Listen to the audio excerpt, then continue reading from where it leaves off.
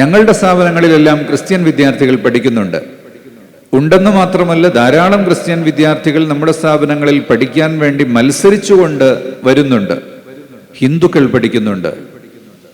ശബരിമലയിൽ പോകുന്ന കാലത്ത് ഹിന്ദുക്കൾക്ക് കറുത്ത വസ്ത്രം ധരിക്കുന്നതിന്, അവർക്കൊരു മാസമോ 2 മാസമോ ഒക്കെ കറുത്ത വസ്ത്രം ധരിച്ചു വരുന്നതിന് നമ്മുടെ കലാലയങ്ങളിൽ യാതൊരു വിലക്കും ഏർപ്പെടുത്താറില്ല എന്നല്ല, അതൊരാദരവോടുകൂടിയാണ് കാണുന്നത്. പൊട്ടുതെട്ടു വരുന്ന കുട്ടികളുണ്ട്, കുരിശ് ധരിച്ചു വരുന്നവരുണ്ട്. കുരിശ് ധരിക്കൽ അവർക്ക് മതത്തിന്റെ ഒരു എസൻഷ്യൽ ഭാഗമൊന്നും അല്ലെങ്കിൽ പോലും അവരുടെ ആചാരത്തിന്റെ ഭാഗമായി ചില കുടുംബത്തിൽപ്പെട്ടവർ, വിദ്യാർത്ഥികൾ പോലും കുരിശ് ധരിച്ചു വരിക എന്ന് വരുമ്പോൾ അതിന് തടയാറില്ല.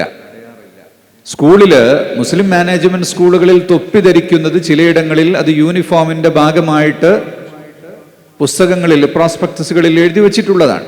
അതുപോലെ പെൺകുട്ടികൾക്ക് തലമറക്കുന്നതും എഴുതി വെച്ചിട്ടുള്ളതാണ്. എന്നാൽ അതേ സ്കൂളിൽ വരുന്ന അമുസ്ലിം വിദ്യാർത്ഥികളെ തൊപ്പി വയ്ക്കാനോ വിദ്യാർത്ഥിനികളെ തലമറക്കാനോ നിർബന്ധിക്കാറില്ല എന്ന് മാത്രമല്ല, ചെറിയൊരു പ്രേരണ പോലും അവർക്ക് നൽകാറില്ല. കാരണം അതവരുടെ മതത്തിൻ്റെയോ ആചാരത്തിൻ്റെയോ സ്വാതന്ത്ര്യമാണ്, അതവർ പാലിച്ചു കൊള്ളട്ടെ എന്ന് തന്നെയാണ് വെക്കുന്നത്. അങ്ങനെയാണ് വെക്കേണ്ടതും.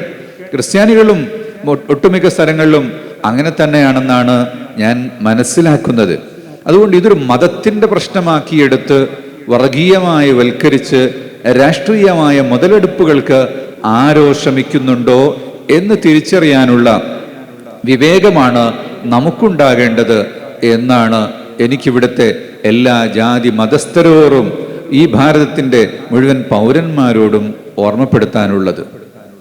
അള്ളാഹു ഓരോ മതത്തിനും അതിൻ്റെ ഒരു രീതി അനുസരിച്ച് ജീവിച്ചുകൊണ്ട് തന്നെ പരസ്പരം സ്നേഹ സൗഹാർദ്ദത്തോടെ ഈ രാജ്യത്തിൻ്റെ നന്മയ്ക്കും വളർച്ചയ്ക്കും വേണ്ടി നിലകൊള്ളാൻ നമുക്കെല്ലാം അവസരങ്ങളുണ്ടാകട്ടെ, തൗഫീഖ് ഉണ്ടാകട്ടെ.